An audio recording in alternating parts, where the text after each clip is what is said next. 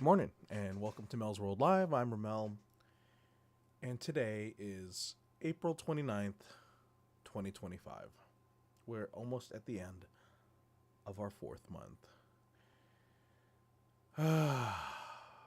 Yeah, yesterday it was kind of a pile. I I don't know, we had so much going on in the last week. Um yeah, it was nice to kind of heal. But today's going to be a pretty busy day. A lot of stuff to do. A lot of stuff to catch up on. But yeah, we'll just dive right in. Let's take a look at our schedule and we'll see what's going on. Oh, 1 second. Let me pull up some information. Okay. Let's get that going. Let's get that going. Let's get that going. Hope everyone had a good Monday. Today is Andor, so that's exciting. I can't wait to dive into that and watch it and enjoy it.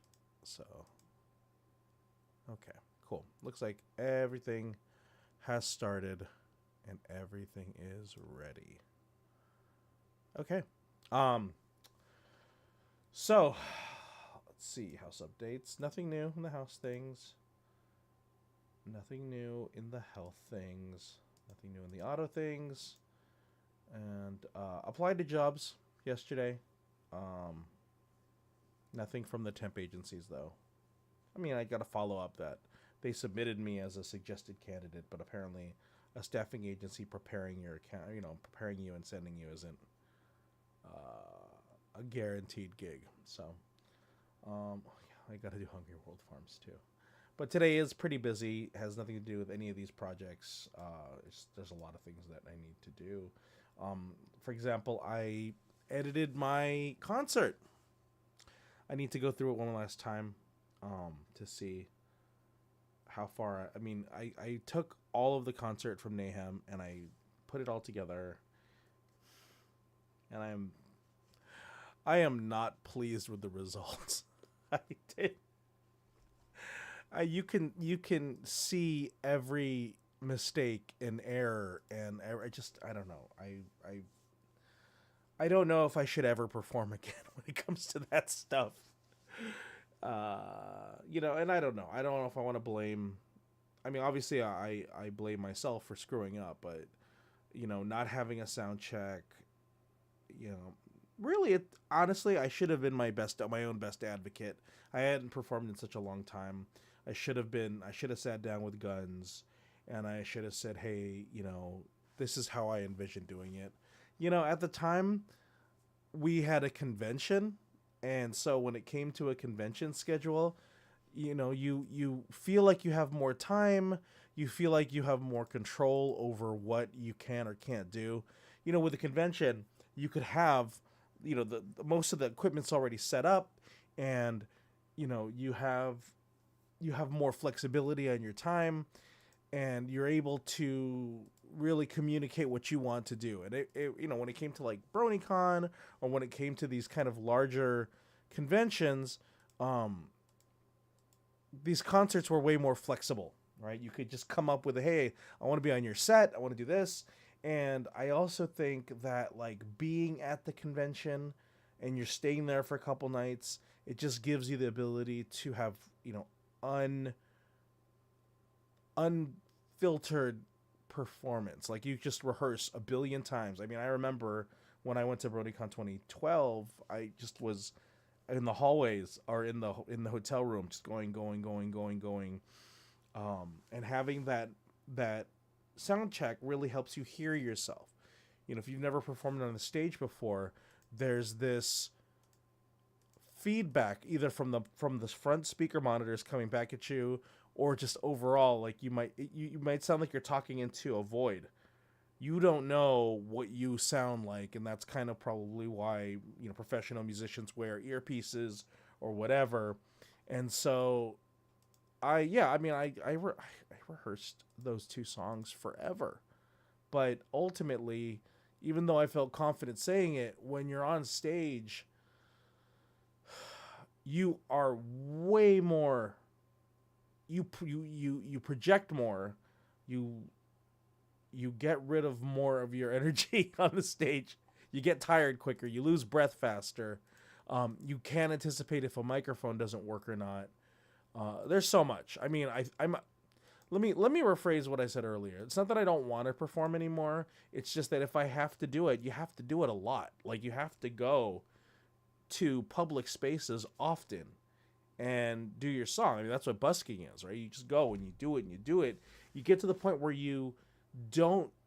It's that rule, right? You in the beginning you practice so you don't make mistakes, and then mastery is practicing so that, like, everything is perfect, and then you're trying. Sorry, practice is you're practicing towards doing it correctly all the time, and mastery is doing it so that you never make a mistake, right? You reduce the amount of errors that you do, and that was my problem. Is you take 8 years and it's rusty.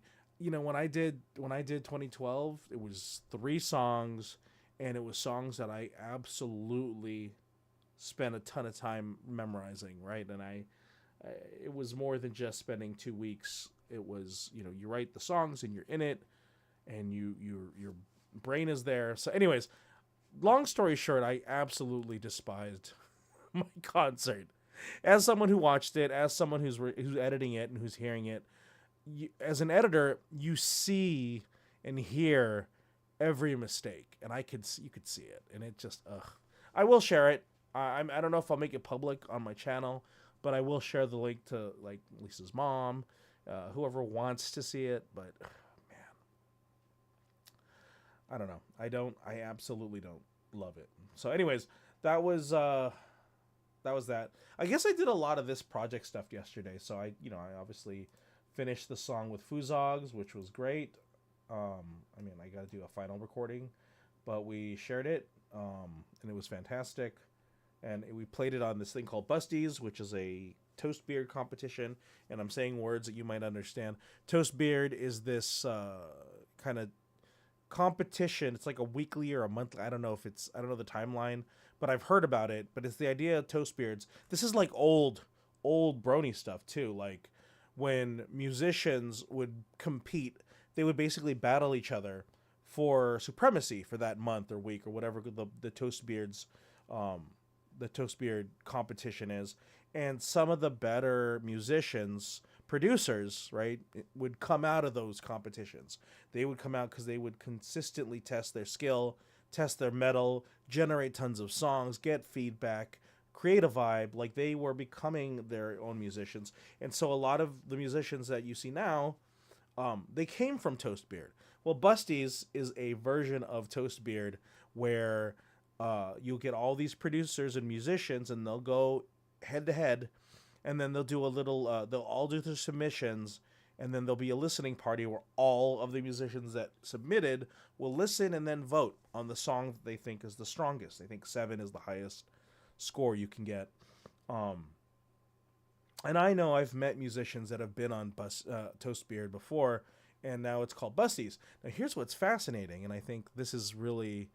it's a cool thing to talk about, is that Busties now is a Discord channel. It's a Discord server, but Busties is an AI. And this AI, I guess it's a female AI with boobs, but it's somewhere like an 8-bit or 16-bit, a graphic. But she's an AI, meaning while everybody's talking in chat, she's responding. Like, she's responding relevantly to what people are talking about. And yeah, I think there was like one where My Cutie Mark is a Gun has a song out there, and Busties is like, everybody's responding like this song has a lot of soul. And Gun says, well, I have soul, but you don't, because he's literally making fun of her as an AI. And once again, the AI is very political about these things, very, very neutral. She says, you absolutely do have soul. Not mentioning that she doesn't, 'cause she's an AI, but I like the fact that, she does talk with the crowd. She does engage with them. And it's really fascinating because everybody talks about how much they hate AI or they are anti AI. And here is an AI literally in a Discord chat, and she's kind of in control of showing the songs. Somebody's controlling her in the sense that like they feed her what's the next song to play, and she goes and she pins it to the top of the channel. And then she also announces it, and then there's a lot that the busty AI does. And it's really cool to watch people engage with her while she's playing the songs. Anyways, so yeah, we put out our song, and it was well received, and we'll see how that turns out. So yeah, I did that, and then I did a lot of work with the missionary position sketch group. We were doing a lot of adding some more sketch ideas, and none of this helps towards the ultimate goal of getting a job. But yesterday I kind of wanted to cool down, just because of the weekend. Everything gets a little wild, and especially a 5-mile walk gets a little crazy. Anyways, okay, so I think that's it. I think that's all I got. Yeah, I'm gonna probably put up that I do a final view of the concert, as much as it pains me, just to make sure the transitions are smooth and I didn't leave anything weird. And then I'll put it up online and I'll share it specifically. Lisa's mom. I mean, like I said, I'm sure is gonna see all the mistakes, but it's fine. Okay, and then tomorrow is writer's room, so I'll be meeting with a group of folks who will discuss some of the sketches we've written, and we'll kind of go over it. And then, yeah, I should probably pay some attention to Sam's thing, since he seems to be interested in me continuing to help. And yeah, I gotta just keep looking, and hopefully, Apple One has something for me for next week, but we don't know. All right. Well, thank you guys so much for coming. I really appreciate it. We covered everything we needed to cover. Tonight is Andor. I'm very excited about that. Today, there's just a lot of other things that we have to do. So many things. So busy week, I think. Yeah, because Wednesday is improv, and Thursday Lisa's going out, and I think they've been going on a Friday. Anyways. All right. Well, thanks for tuning in. Thanks for being part of my daily mental organization, and we will see you tomorrow. Have a fantastic Tuesday. This is Melzworld Live, and I'm going to start the song again. Thanks again. Have a good day.